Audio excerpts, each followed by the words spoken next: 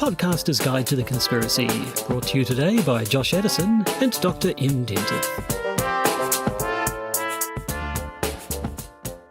Hello and welcome to the Podcaster's Guide to the Conspiracy.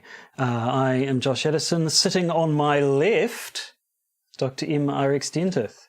Welcome. I'm quite curious. Why are you pointing out sitting on? I mean, I always sit on the left. Do you? Well, politically, obviously, we both do. But this is always the position I sit in this podcast. Yes, I suppose you're right there. I can't follow that. It just seems like a really weird thing. I was just suddenly imagining we lived in a world on my left. Just imagining a world where I normally sit on the right and you on the left. It would be some weird topsy-turvy universe where Andy Basiago wasn't president of America. Yeah, because I was thinking the other day, that really weird run that Donald J. Trump had for president. Yeah. I mean, imagine if he'd actually won. got in. I mean, what a weird world we would have lived in. But, and of course, we can't help but talk about the wonders of the Bill Shorten government in Australia. Yes, I mean, so good. A dramatic election last week and a frankly amazing select for cabinet this week. Australia looks to be in really good hands with Prime Minister Bill Shorten. It's just an amazing week in politics.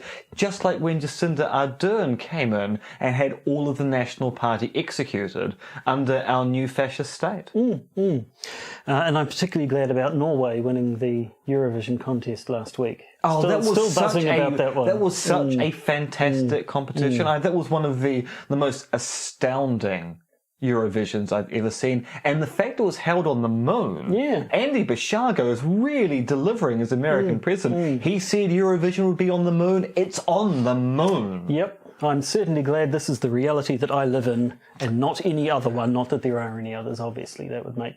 that's just science fiction. It's true. I mean there are some bad things going on. I mean, it does look as if there's going to be Scottish independence, despite the fact that the UK voted to stay in the EU. Scotland is deciding to leave.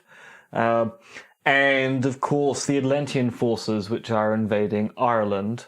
Very disturbing war crimes going on there. But by and large, that's really the only bad things happening. So this episode, we're going to be doing much the same as we did last episode, which we recorded a week ago, as I'm sure you remember. The fact that we're wearing the exact same clothes we wore when we recorded the last episode is just our commitment to continuity. Well, it's a kind of uniform it's like that, did you know Daniel Radcliffe, when he was... Sorry, Radcliffe.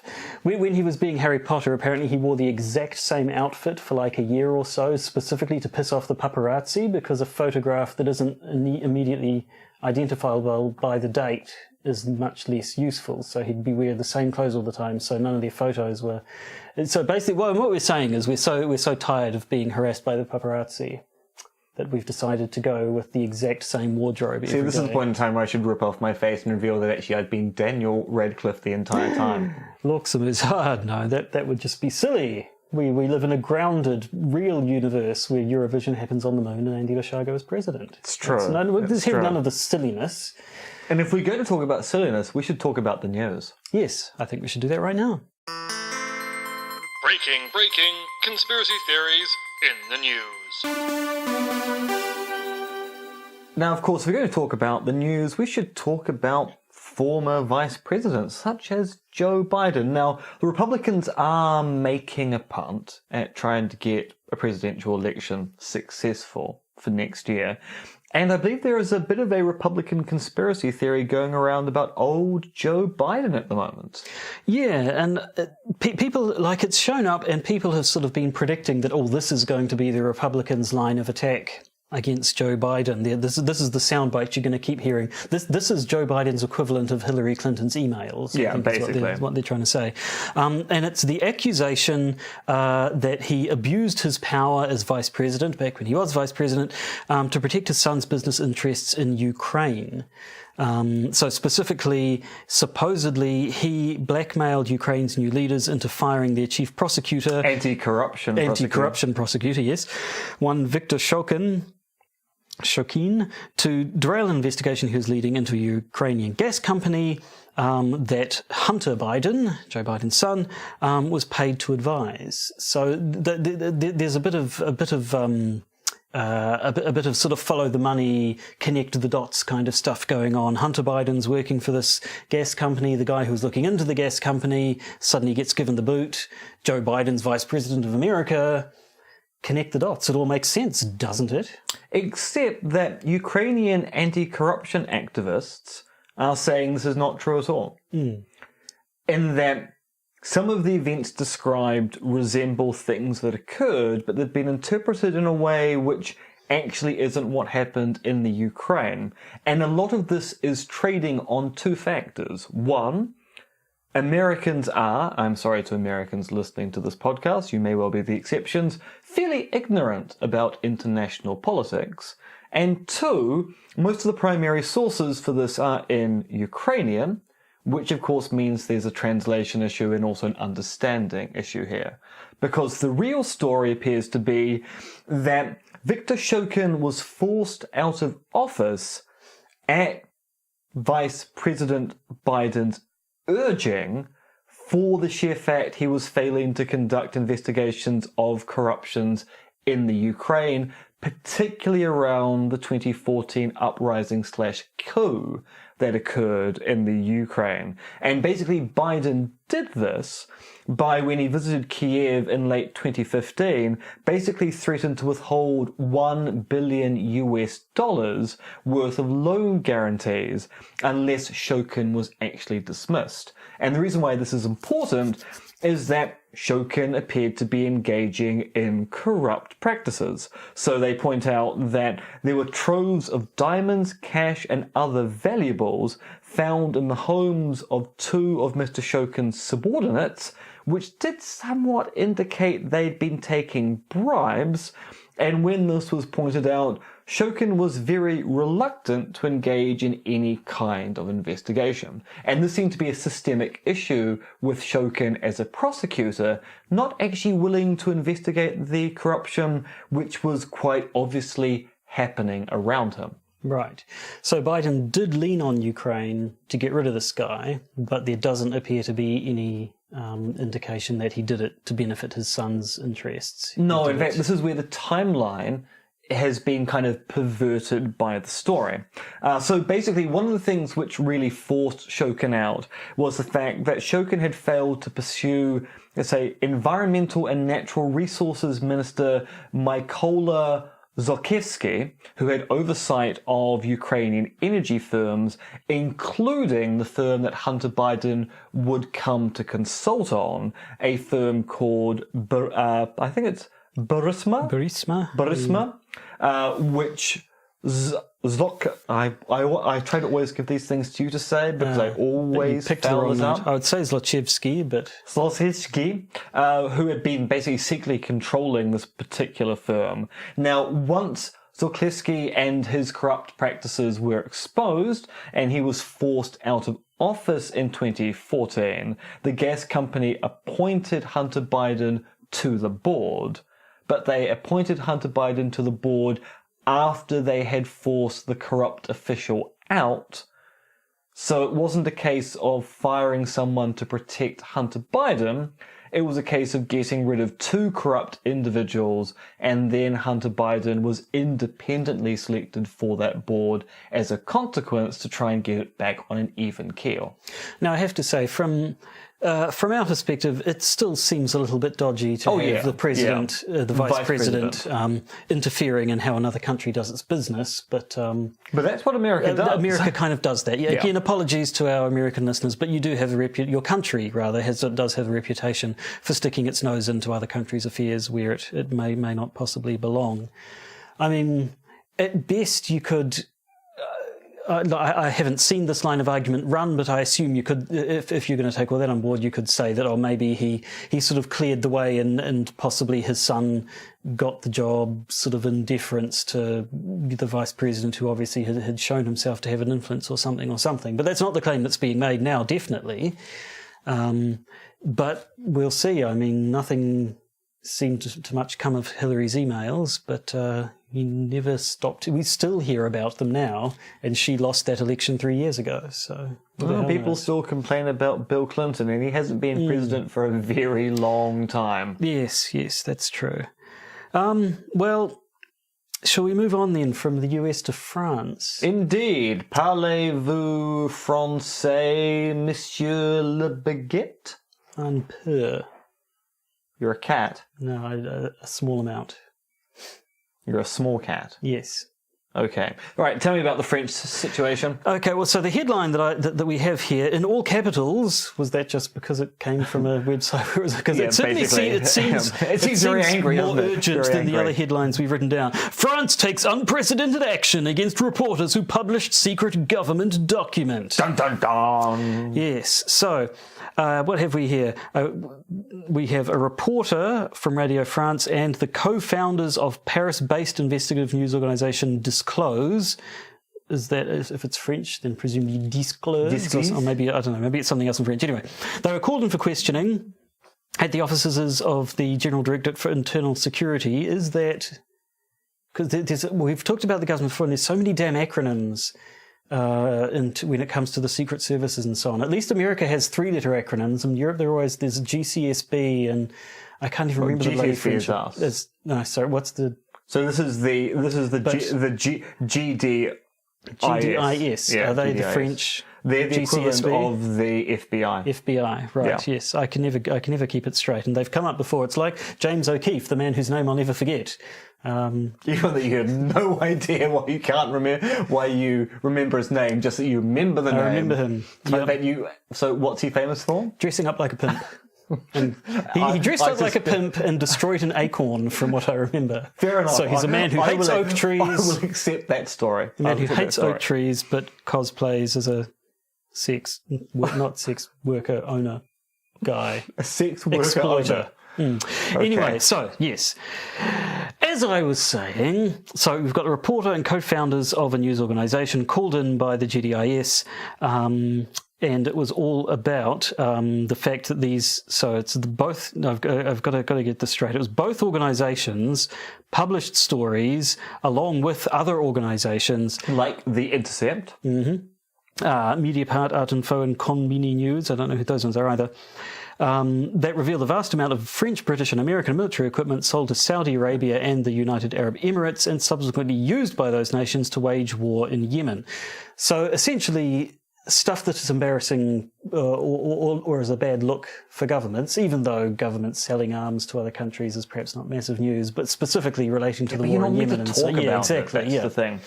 And so they've been hauled in. Yeah, because it turns out there's a 2009 French law that prohibits attacks on national defence secrets, and a person is said to commit a crime if they handle a classified document without authorization. So basically, the GDIS is using a particular law which goes to show that freedom of speech with respect to the press is nowhere near as protected as people thought. Because they go, well, you used official documents for this without authorization, and there's no public interest defense. So basically, you've broken the law. You have to answer for that.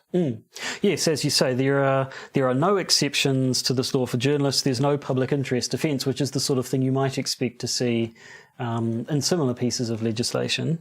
And now, so this does appear to be an dodgy. oversight. This doesn't seem to be a case where the French Parliament has actually engineered this law specifically to crush this kind of information, because everyone seems surprised this 2009 law applies in this particular case.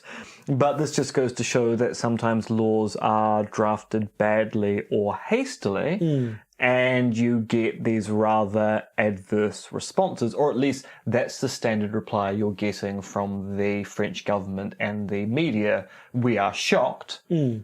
We need to change the law. Yes, because despite the fact that these things, these omissions may have been unintentional, they've certainly been used. You know, yes, that's the thing. Yes, and of course, any conspiracy theorists of worth their salt is going to go, yeah, that's what they want you to believe. This law was quite deliberately engineered to produce results of this particular kind. So, I mean, they haven't like been charged with anything yet, have they? They've just been hauled in for questioning, which of course has a chilling effect on reporting, because of course you're less likely to report on issues of this particular kind if you're going to be hauled in for questioning by the French equivalent of the FBI. Yeah, so, I mean, you would assume that since everyone's saying, oh gosh, this is a bit of a surprise, we didn't realise the law worked like this way when it obviously shouldn't, that these people won't be charged. But that, of course, is no guarantee. Yeah, so it's... I mean, you would assume when people made the claim that actually the kind of activities the CIA were engaging in was the equivalent of torture, that the CIA would stop doing that kind of thing. And you would have assumed wrongly. Well, yes, in the post-Edward Snowden age, when we found out governments were doing... Well, we received concrete proof that governments were doing the dodgy things that people had always accused them of, yeah.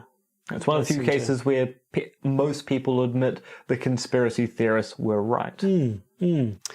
Anyway, okay, something that I hope is going to turn out to be a bit more light-hearted and frivolous. Tell me what Pepe the Frog's up to now. Pepe the Frog is in a bit of a legal bind at the moment because Pepe's father, an artist by the name of Matt Fury, is currently in a legal battle with organisations like InfoWars for not the ownership but the use of the image of Pepe the Frog. And I keep wanting to say Pepe Le Pew because I'm now thinking of skunks that have romantic feelings towards cats with white marks painted along their back. Yes. That basically was the plot of every single Pepe Le Pew story, wasn't it? Yeah, not a big believer in consent, that guy either. I don't know if those cartoons really hold up in the post-Me Too era. No, it's probably best not to go back and revisit those. So yes, there's a dispute between Matt Fury and InfoWars in particular because of a 2017 poster which features Pepe alongside Donald Trump, Alex Jones, Milo and others, which Matt Fury says constitutes copyright infringement, and InfoWars says is covered by the fair use doctrine, particularly protected political commentary. Was this the Deplorables image, or am I thinking of a different? Yeah. So what's the deal? Is it like a musician complaining that Trump used one of their songs at a political rally? Is it that sort of a thing, or is he actually going as far as sort of copyright, using my artwork without my permission stuff? The former. It's a case of I am the owner of this particular work. I did not give authorization for the work to be used in this particular way. As the owner, I have copyright on the image. Ipso facto, you used it illegally. You owe me royalties. Also, stop producing the image. The alt-right response is no. It's political commentary, but also there is a question as to whether Matt Fury basically gave carte blanche permission for the image to be used prior to the 2017 poster, and is now annoyed about the symbol having been adopted by the alt-right, because Pepe the Frog is basically now an alt-right figure, despite the origins, which was an anthropomorphized frog who made his first appearance in a mid-2000s comic called Boys Club. So yeah, I was going to ask, is this guy bothered by the fact that his frog has become a symbol of the alt-right? From the sounds of it, yeah. So the InfoWars response is Matt Fury had previously allowed people to use Pepe the Frog for anything, but because Matt Fury doesn't agree with our politics, wants to restrict our particular use, and we're claiming fair use both under protected political commentary, but also he gave carte blanche permission for people to use this image any way they like, and no take-backsies. Did he specifically give permission, or did he just not object? I couldn't actually find the quote itself, but I'm fairly sure part of the InfoWars submission is that there is evidence that he just gave permission, use this image any way you like. Now, you must know more about this than I do. The actual history of the Pepe the Frog as a meme, it's similar to the okay white power thing, isn't it? It's some guy decided for no obvious reason to use this frog image in their alt-right memes as a bit of a joke, but then the joke ends up essentially becoming reality. Is that? Yeah, basically. So, I mean, in the same respect that the OK symbol is a symbol that was initially, it seems, used as a joking way to trigger the libs and has now become a legitimate symbol of white nationalists and white supremacists. Pepe Le Frog was... I keep saying there you go. Frog. I'd say just go with it. Yeah, it was being used as a way of trolling libs, but now has become kind of the symbol. Now, talking about OK symbols, did you read about Stephen Fry using the OK symbol and the response to that? I did not. So basically, Stephen Fry was advertising some charity and did the whole OK symbol, and then he was called out on it by his followers saying, probably wise not to use that symbol because of its association with white nationalism. And his responses were, I refuse to allow the symbol to be co-opted by other people. It just means okay. There's no additional meaning. And my response to that was, didn't you host a documentary, Stephen Fry, about language change over time and how words change meaning with context and the like? And suddenly you're being a prescriptivist about hand symbols when you're a descriptivist about language. That just seems a little bit inconsistent. Yes, I can see his point, though. It's the way...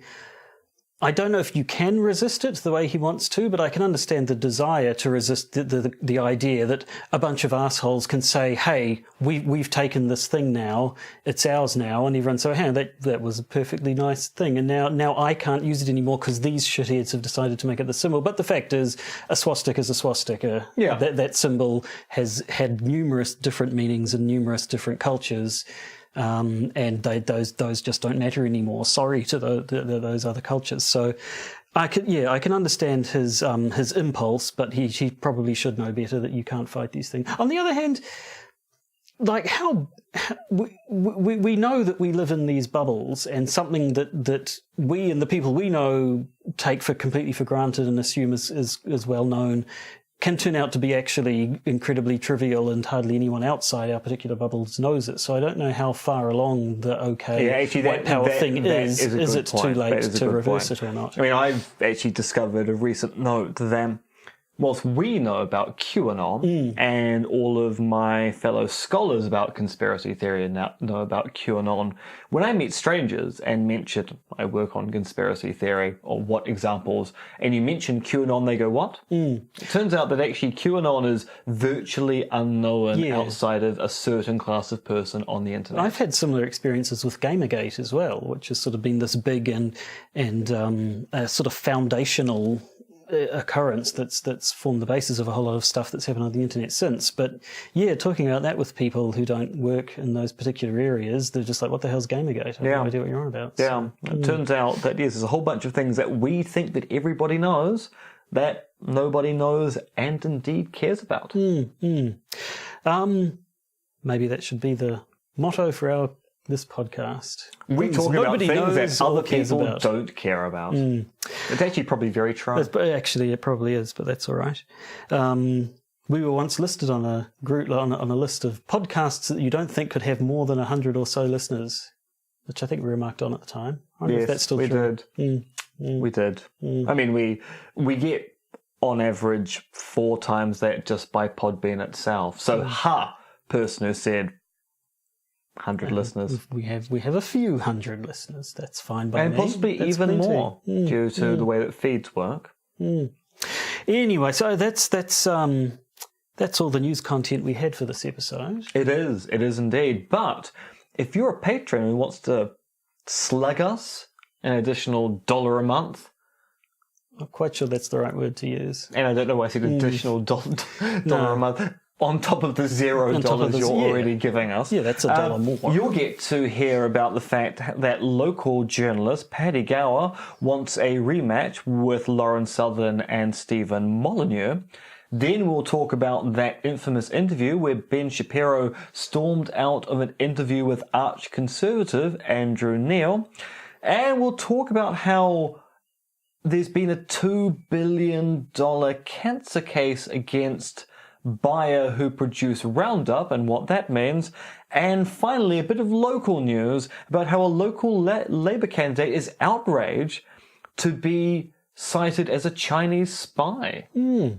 All interesting things, all things that our patrons will get to hear about and our non-patrons won't, and let that be a lesson. Yeah, so slug us that dollar. Slug us a dollar. I'm sticking to it. Yep. Slugging that dollar. No, exactly. You be like you be the change in language you want to see. Yep, I'm no Stephen Fry. No.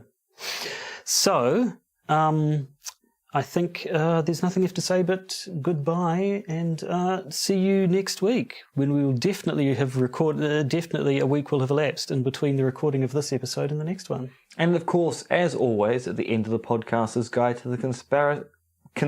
Conspiracy. We say hail Andy Basiago because he has saved our world. He has. Hail Andy Basiago. All hail Basiago.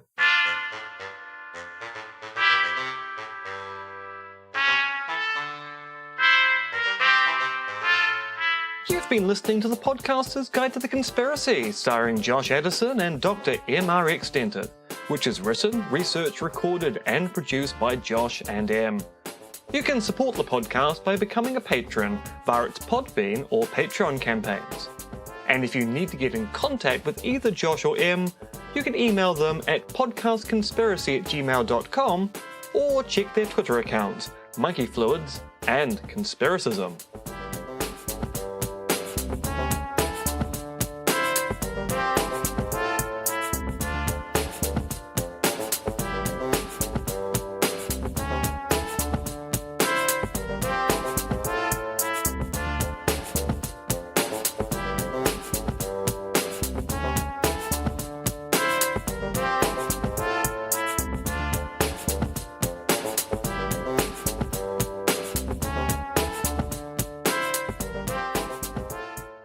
And remember, the truth is out there, but not quite where you think you left it.